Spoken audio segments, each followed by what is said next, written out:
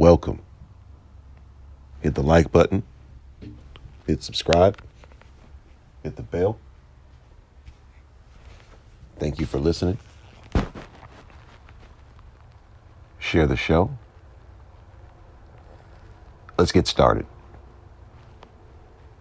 Now, I want to talk a little bit about recent events that have been going on, and I want to kind of use this opportunity to point something out. Now, I had just got done talking about on the last episode that when black people literally do anything, get in an argument at a boxing match, don't pay our toll at the toll booth, go to a movie theater and are too loud, fart in public, anything, it automatically becomes a full indictment on the problems with black people as a whole. When a few or even one black person does something unsettling or unsavory, right? But when non-black people do something, there's not the fanfare of when a black person does it. There's no narrative behind the actual action, right? When black people do something wrong, up to and especially committing some sort of a criminal act, that becomes a story in of itself of this is what black people do, and this is why black people do it, right? The most egregious example that I can think of was, what was it, that show The View, and Lonnie Love, and how she explained that black men cheat because of slavery, because we're still savage breeding bucks and we can't control our urges. And not a single member of that show, The View, asked, well, wait a minute, don't other races of men also cheat? In fact, I think when one person on The View tried to say, well, other races of men also cheat, Lonnie Love shook her head and dismissed it and said, no, it's black men. That's a perfect example of somehow infidelity itself becomes a characteristic shared only by black men. The rates of infidelity that lead to divorce and extramarital affairs in men, throw those statistics out the window because only nigger males cheat, right? We say dumb things like that, and we try to use these things to justify why we treat black people the way we do and why we come at them the way we do. Now, I want to use this example of this Monterey Park shooting in California. For those of you who may not know, there's been not one, but two shootings in California. These shootings have taken place at two separate ballroom dance hall businesses. And all of the victims, both the killed and the actual injured, are Asians. And the shooter, they've just released, a man named Hu Can Tran, a 72-year-old Asian man. At this point, they do not have a narrative. They don't have a reason why a 72-year-old Asian man would start a mass shooting on other Asian people in an Asian neighborhood, a quiet, nice, quaint, respectable Asian neighborhood. And rather than to use this narrative to say, hey, anybody at any time can become a shooter or a killer or can be pushed to the brink, because they don't have an anti-black, these people are gangbangers type of narrative, they're doing what they never do with black people, which is they're just remaining quiet. They don't have any information yet as to a why, so they're shutting the hell up. What I want you to notice, what is the narrative taken from this story? See, you will never hear as long as you live the phrase yellow on yellow crime. You'll never hear Asian on Asian crime. And what these type of things leads a lot of black people especially to believe is that Asians as a people do not commit crime. This is one of the stats that I hear a lot, is that Asians don't cause trouble, quote unquote. And when I'm talking about crime, let's keep the conversation to violent crime. Because we can go on about slumlording and scamming and tax evasions and copyright infringements, but we're talking about shoot 'em up, bang bang, ass whippings, stabbings, shootouts, kidnappings, physical violent crimes. And when it comes to that, Asians are no different than black people. No different than Hispanics or whites. And what I mean by no different is that I'm not surprised at all that these crimes that victimized a lot of Asian people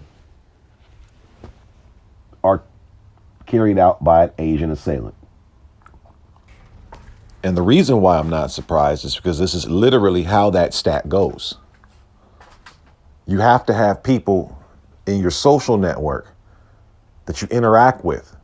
Statistically, that's where the most amount of crimes go down, is amongst people you know or interact with. And most people, their social circles, at least in America, really all over the world, to be honest with you, are broken down by race. That's how America works. So therefore, you end up with a stat that most Asian crime victims are victimized by other Asians. Most white folks are victimized by other white folks. High up to 80%. Most black folks are victimized by other black folks. And where we get tricked as a people, you know, the sun can shine on a dog's ass and a broken clock can be right twice a day. And long purported big time coon, ESPN's own Jason Whitlock. Funny side note, I paused this recording, couldn't remember Jason Whitlock's name. And so I literally went to Google and just typed in big coon, ESPN, fat black guy, and then looked at images and saw Jason, I swear to God, saw Jason Whitlock. It's hilarious. Anyway, big coon, ESPN's own Jason Whitlock once said in an issue of that defunct ass black targeted sports magazine Undefeated, he once said, black people, we don't read stats. We don't really be into stats like that. We're not into analytics. That's not what we do. And we got offended, but to be honest, that's the one time I'd have to agree with him. Because if we actually looked at these crime stats, right? If we really looked at them, we could laugh black on black crime out of conversations. We'd realize how asinine and how dumb of a trick we've been falling for all this time and allowing to be a speaking point. And what I mean by that is that they've taken a stat that's really just a stat of proximity that every group qualifies for and made it sound through omission. Remember, I told you guys in a previous episode, the very first lie in lying is omission. It's the art of lying without even saying nothing. I just leave things out. By omission, they don't let you realize that this isn't some special trait, some special negative quality that only black people have. Only black people believe in black on black crime as a special practice that other groups don't do. Every other group has crime against their own group. And it's not because of some self-hate or some psychological thing. It's literally because you live next to me, nigga. The person who lives next to me is the person who I'm most likely going to rob their house. I'm not driving 90 miles to go to, no, I'm going to rob the house of somebody next door. The person who's next door is probably the person I saw what they have in their house. That's who I'm going to sell drugs to. That's who I'm probably going to have a run-in over drugs about. These are the type of things that lead to issues, right? Let's just say we're both operating the territory. You can't have turf wars if we're not fighting over turf, right? Which means we'd be in proximity with one another. Black on black crime isn't some special mystical thing. They just omitted Asian on Asian crime. They just omitted Hispanic on Hispanic crime. They just omitted white on white crime. And not a single one of our black intelligentsia, of our black elites, of our black talking heads has ever even questioned that shit. Whenever somebody brings up black on black crime, and let's be honest, what's black on black crime normally brought up in competition with. It's usually about police brutality. The argument normally is like, well, if Black Lives Matter, what about black on black crime? Right? That's normally the speaking point. And we never thought, damn, should we even look this up? Is that even true?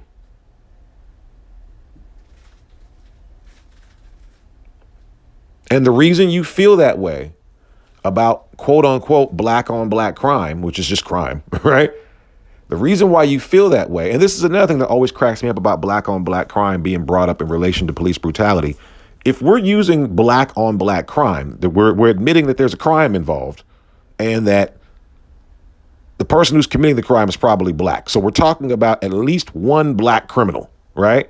We're talking about at least one black criminal. What are they pretty much known for doing aside for committing crime?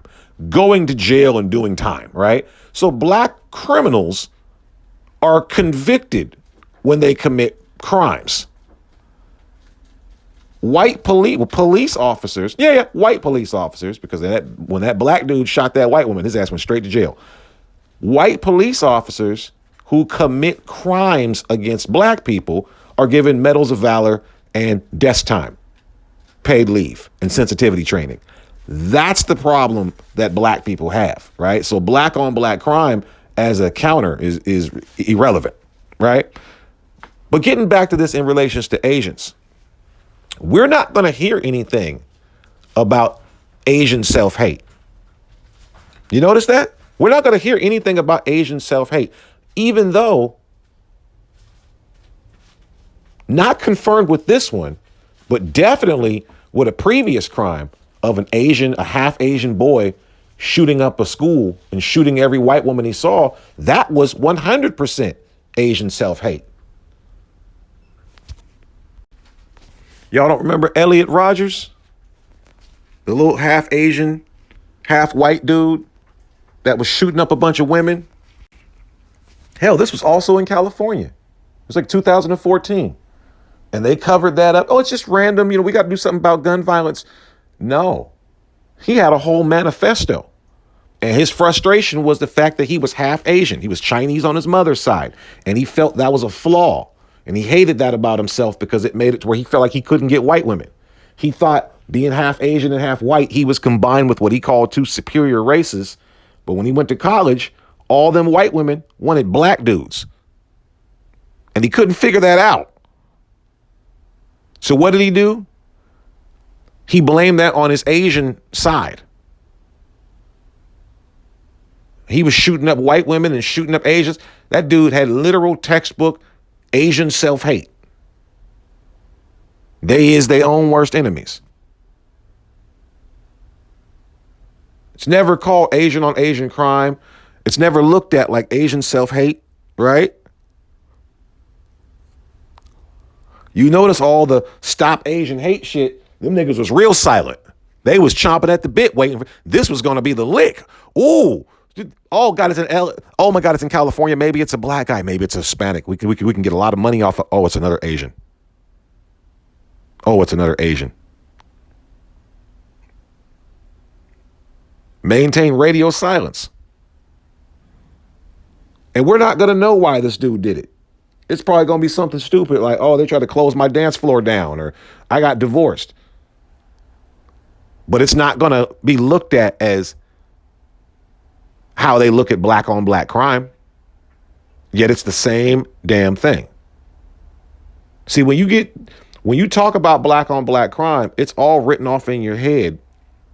See, the two things that get you thinking that black folks are just more criminal than other people is the fact that we only talk about black on black crime as if to imply that we're the only people that have crime against each other. And also, you only report on stories that involve black criminals.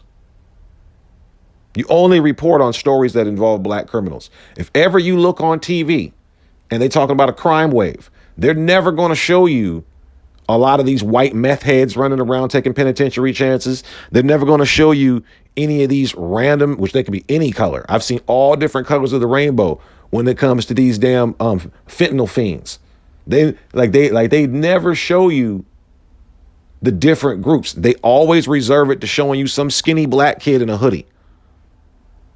When you think criminal, you think nigger, and that's by design. That's by design. We only show you the most sensationalized nigger crimes. Only black people see their people commit a crime, and we all have to internalize that we have got to do better. This is black people. Like I said before, when you see a white person committing a crime, the first thing white folks do is get ahead of it and go, this is not America. Nigga, there's a mass shooting every other day.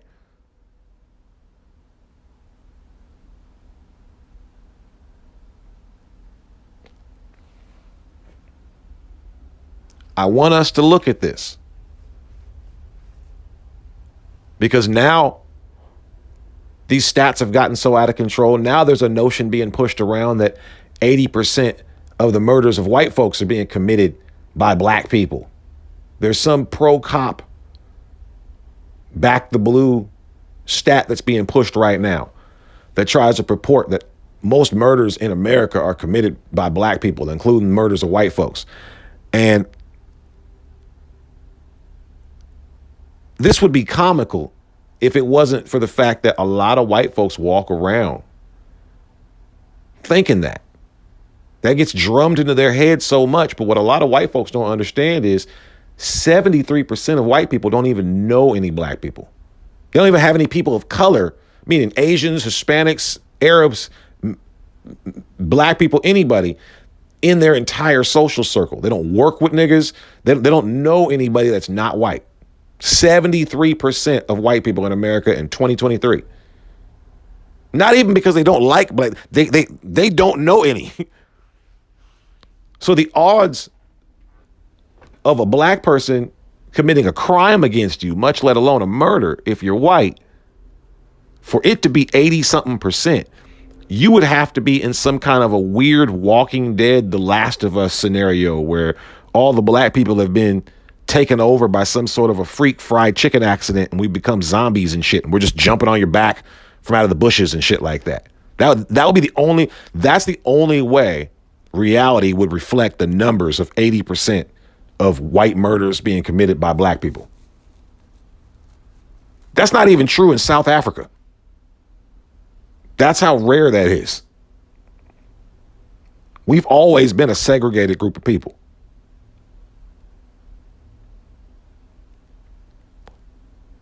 But I want us to look at this and crimes like this and notice that when these sorts of things happen, look at the language around the crime. Look at how they went about looking for this guy, how they had to go in the neighborhood, how respectful they had to handle this, how this is being treated with kid gloves. Everybody targeted was Asian.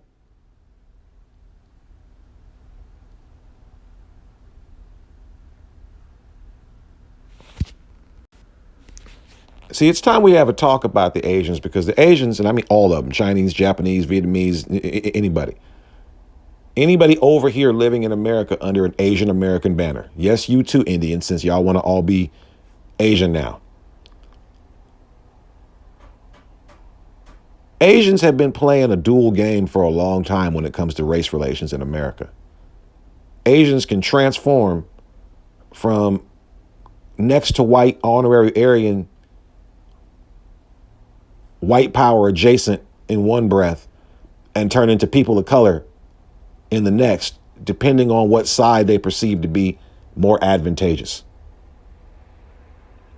As we speak right now, Asians are fighting against affirmative action for blacks, specifically against blacks, while at the same time fighting for affirmative action for themselves so that they can get in these white schools.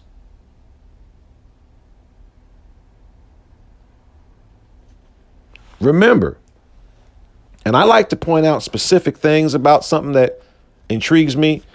I see that it often gets pointed out how much the Asians fought to get Peter Liang out of trouble for killing Akai Gurley, which is very true. And that in and itself is Deplorable. But remember, stranger still was the specific grounds on which they fought for Peter Liang's rights, right? And what do I mean by that? One thing that cracks me up about Asians and how they get involved in race relations is they don't really have the finesse with the words and how they frame themselves. So listen what they did. But let's not forget, when they fought for the rights of Peter Liang to be able to kill Akai Gurley in cold blood, they literally, those groups that were supporting Peter Liang in the Asian community, literally stood by the argument that in America, white people and white police get to kill black people, so why can't Peter Liang, who's Asian? You know that, right? That was literally the argument that they used. Was like, hey, how can you guys get to kill niggas and we can't? That's racist against Asians. like that was really the stance that they took. And it worked. Nobody challenged that. They didn't have a stance of like, oh, it was manslaughter, he didn't mean to do it, or he didn't get a fair trial, or he didn't. They were just like, yeah, he did that shit. It was racist as fuck, but I mean, you let the white cops do it. I thought we were honorary Asians. I thought we were honorary Aryans. What's going on?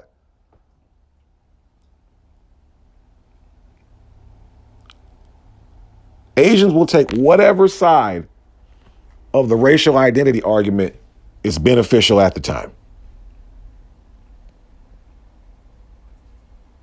And we got to be very wary of that, because we're a type of people that involves ourselves in practices like alliances, one-way alliances that never turn into anything tangible or fruitful for us, right? And we have to be very, very careful with that. I was just watching a video the other day of there's a rapper named China Mac.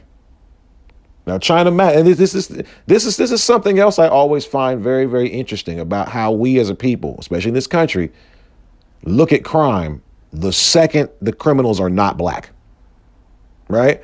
The second that a criminal is not black, if he's a gang member, a drug lord, a hitman, a mercenary, whatever, the second that criminal no longer becomes black, all the negative traits of that person's criminality go away and are replaced with the positive, badass traits of an outlaw, right? China Mac does all the same nigga shit that a nigga does. He's just an Asian dude. China Mac was on a video talking about how he had pulled a gun on and shot at other Asian rapper Jin. You may remember Jin from the song Learn Chinese, or maybe you remember him from 106 and Park Freestyle Fridays. He's openly talking about how he tried to put a hit on that boy. This is Asian on Asian crime. Has nothing to do with niggas at all. And it's a niggerish crime. You guys are fighting over rap beef. You pulling up and shit. They do the same things we do. Nobody ever talks about it. And when they do, it's seen as something positive. No one looked at China.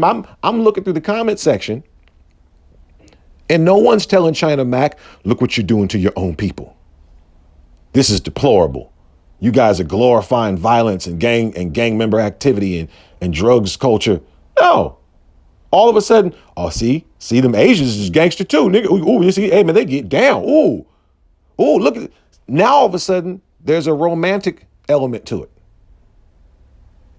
There's an even more romantic element to it when some other non-black group is doing niggerish things with niggas or against niggas. Look at 6ix9ine.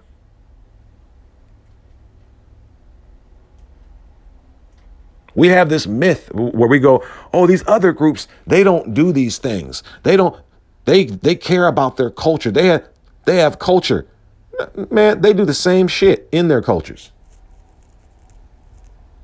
That's just shit they tell us, because they know we don't really be paying attention to them like that. We don't really be knowing the intricate details of their communities like that. But they be involved in the exact same shit we do. And in many cases, way worse.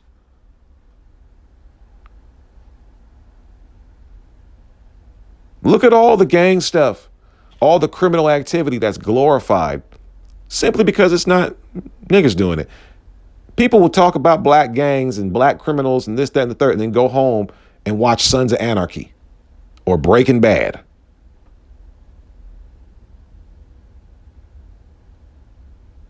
Just go through your YouTube shorts right now. And most of them videos will be niggas in prison talking about prison life. It'd be white dudes talking about prison life.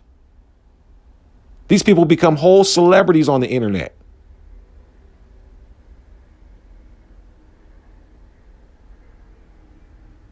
That shit's always, there's never been an era of white American gangsterism that was not glorified. From cowboys, remember they were outlaws. From cowboys, very few cowboy movies were from the sheriff's perspective. A lot of the movies were from outlaws. Mobsters, Italian mobsters, Irish mobsters, Jewish mobsters, the Al Capone era and all that shit. Hell, Bonnie and Clyde, straight up bank robbing era, Machine Gun Kelly. The biker outlaw 1%er era. Like I said, Sons of Anarchy and shit and the Hells Angels.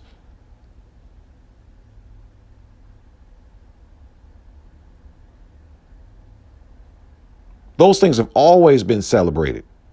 Outlaw culture has always been celebrated in America before you even get to niggas. But then when it comes to niggas, we got a special problem with self-hate crime. We always got to find some weird ass unproven way to justify. This is why we jump over and jump on every crime with black folks. It's to justify why niggas are treated the way niggas are treated.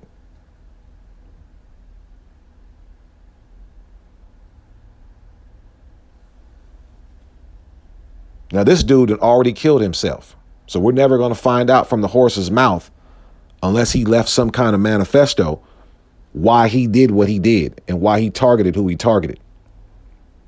But I'm going to tell you this. I highly doubt he targeted them people at random. He drove to 2 different dance floors. And word on the street is he shot up 2 ballroom dance floors. And word on the street is he was a ballroom dance instructor. So something went down. That was something personal. These were people in his social network, like I said earlier. We really need a hard, clear definition for mass shooting. And I think I've said this before. Mass shooting, you can shoot a whole bunch of people. What if you see a whole bunch of ops and you shoot all of them? It's not a mass shooting. You targeted them people. Mass shooting is if you shoot random people. They don't even know why you even did that. Them people don't even know who you were. And this is just a few examples of the Asian crime stories that they do cover in the news. They don't really like to cover Asians committing a crime because that doesn't help them paint a narrative. The narrative that's supposed to get painted, especially right now, is that black people are out there committing crimes more than ever because there's not enough cops on the street. And the narrative has always been that black people are somehow more criminal because, athleticism or something. And because of that, we have to be tough on crime, right? It doesn't really do that for you if you're purporting that the Asians and the whites are out here criming it up too. Criminality has to be something that's exclusively black, or occasionally you throw in a little bit of Latin flavor, but it's mostly black. So when you have stories like this, a story like this only even made it to the news because there's so many deaths. It's sensationalized enough to break the top 10. Let him have shot one guy, maybe 2, story wouldn't even be on the news. And they especially don't like to purport stories that go against their narrative. Remember, the narrative, especially after COVID, is that Asians are being persecuted simply because of who they are. And there's violent crimes on Asians, which is why we passed a law called Stop Asian Hate. But when stories like this come out and mess up the narrative, they got to cut the feed. Remember that Asian parlor, massage parlor, I think it was in Atlanta? A white guy was shooting up Asians at the Asian parlors or whatever. And that story printed. That story fit the narrative like a T. And it was getting round the clock coverage. What stopped the pushing of that story? When it accidentally got uncovered that he was shooting up prostitutes. Right? When it actually got covered that this guy's just some weird sex addict that that probably owes somebody some money and was tripping out.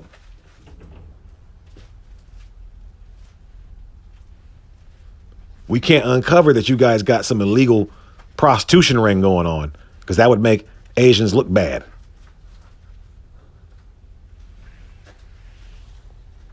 Everybody else's reputation is always protected. Niggas are completely unprotected.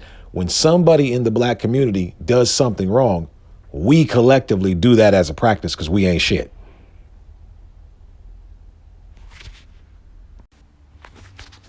And I bullshit you not.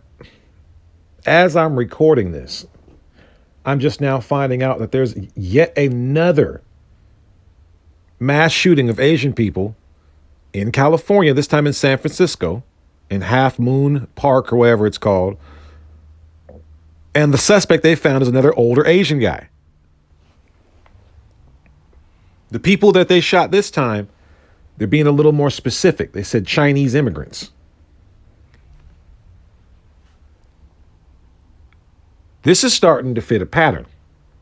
This is starting to fit a pattern that if this was black folks, we'd be talking about what's going on in Chicago, right?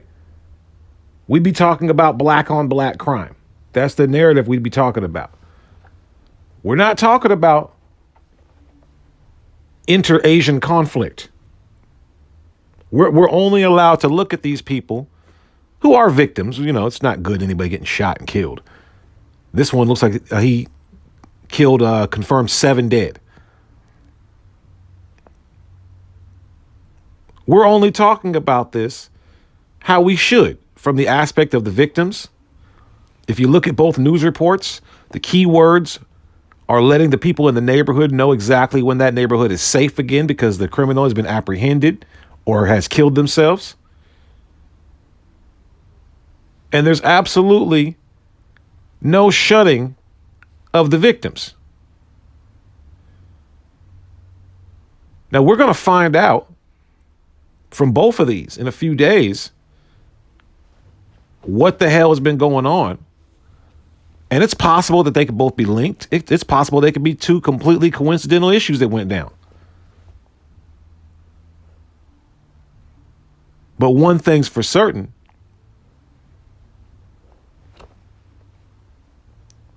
They're going to make sure that they come up with a nice explanation for this because, as we all know, Asian people don't do that.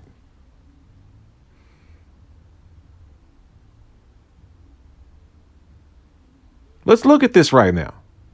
What are the odds that under both crimes,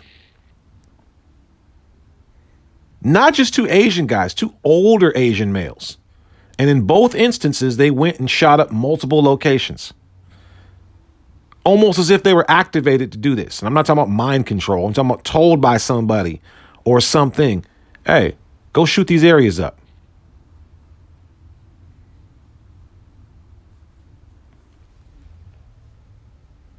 Look at how we're not allowed to have gross speculation.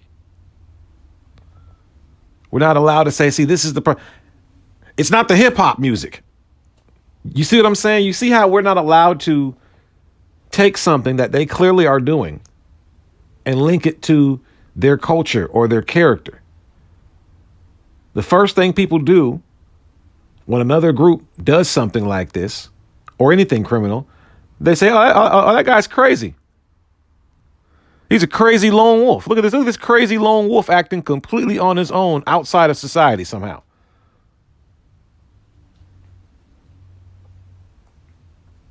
But when it's niggas, it's how them niggas are. You know niggas. They can't help it. Basketball, sexual assault, conflict, and fights. That's all they know. And hip hop music.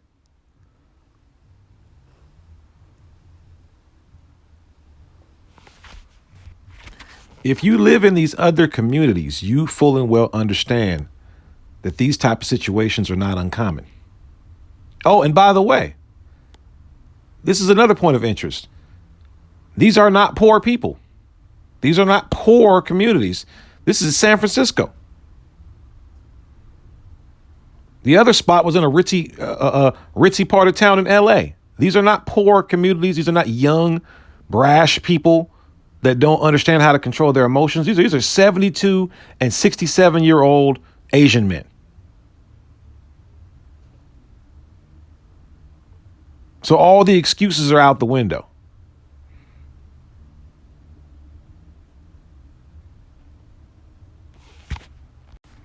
See, the thing about black people is we believe the hype on a lot of immigrants and stuff like that.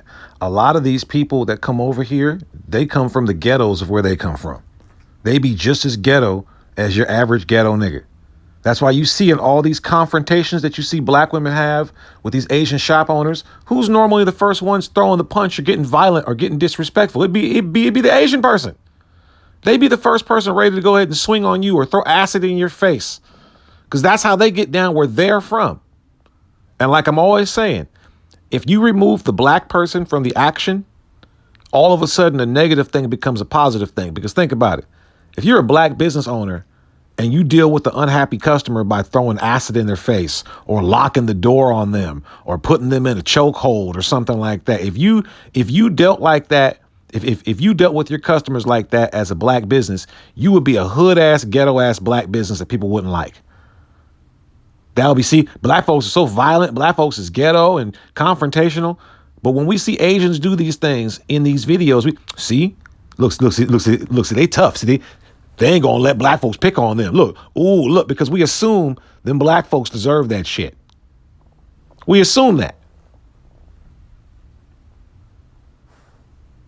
We got a whole definition for white folks that be demanding to speak to the manager when they're unhappy with the customer service. It's called a Karen.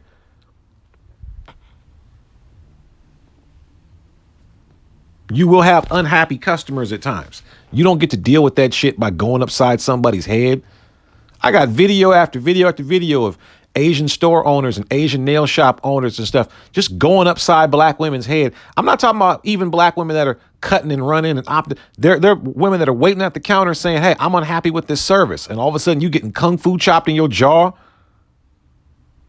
by the men that work there. There's multiple reports of stuff like that from people who are injected into your communities, who make piles of money off of your ghetto communities. But these people be confrontational just like niggas. The difference is they just don't report it. They just don't report it. Black crime, black confrontation is over exaggerated for the sake of creating a narrative of these people are wild and out of control to justify both the conditions that you're in, but also the treatment that you get. Look at white folks. I said before, white folks be fighting and brawling and drunk and shit at games. White folks will riot at a game where their team won. Woo, Alabama, baby, roll tide. Setting cars on fire and shit.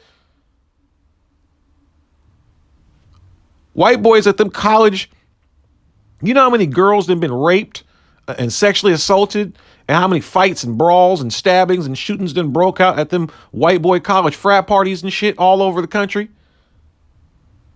There are schools that are famous for shit like that.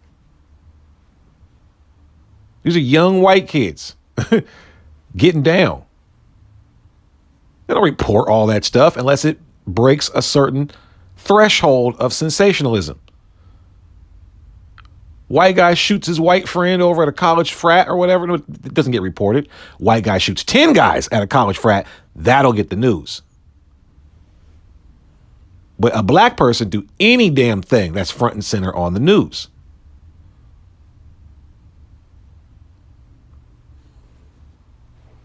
These are facts.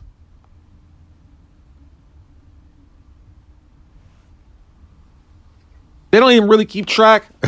Like, look how they've bent the bar of even citizenship for anybody sneaking up here. That's breaking the law right off the top. But let your black ass be somewhere you're not supposed to be. Let your black ass be in a community you're not supposed to be in. You are getting arrested.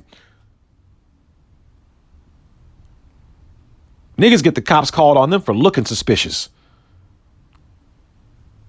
Officer, thank God you're here. He comes by my house every day. Bitch, I'm the mailman. Yes, that's really happened.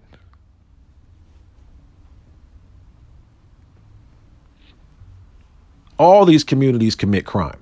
All these communities commit the same crimes. But you only hear about, and all these communities commit crimes majority on each other. Like I said, Hispanics do the most damage to Hispanic people. Asians do the most damage to Asian people. Blacks do the most damage to black people. Whites do the most damage to white people. Because your social network, your network is most likely people in your community, people from your culture. But we let them play with the numbers like that to make you think that black people are somehow more criminal, or that black people, the fact that black people have the most crime against themselves is something unique, when it's literally what every other group has.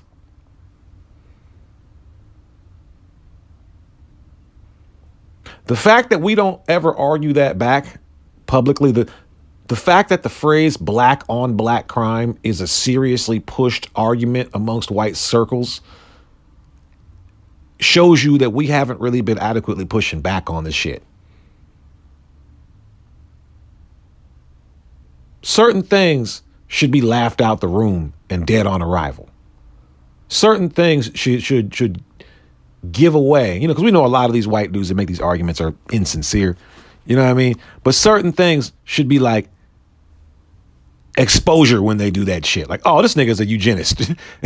You know what I'm saying? If you really try to do the black on black crime trick, like, come on, nigga, for real? For real, I thought we were going to talk seriously. Like, we all are aware that every culture's crime rates are higher amongst their own culture. So nice try.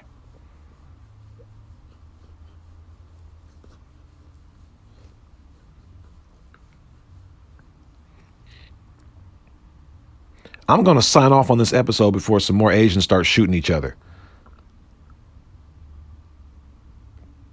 Because I wasn't even able to finish this episode before another shooting broke out. Now, let that have been some black folks, we'd have been talking about gang war. But I'm going to sign out. But I just wanted to take this opportunity. I was going to say a rare opportunity, but it's really not even that rare, to point out how we're conditioned to only focus on black crime. How we're conditioned to only think of crime rates when they even show crime rising in the streets. We're so conditioned to think crime is a black people thing. We sat back and saw George Floyd riots and saw white folks rioting, and they couldn't even say what the white folks were doing live riot. They couldn't even say looter as they saw white folks looting on camera live, because that's a nigger thing. We've got to really work on breaking that conditioning and pointing that out. And this is an opportunity to do so, that every cultural group, every racial group, a majority of the crime that's done to them is done by their own group. Signing out.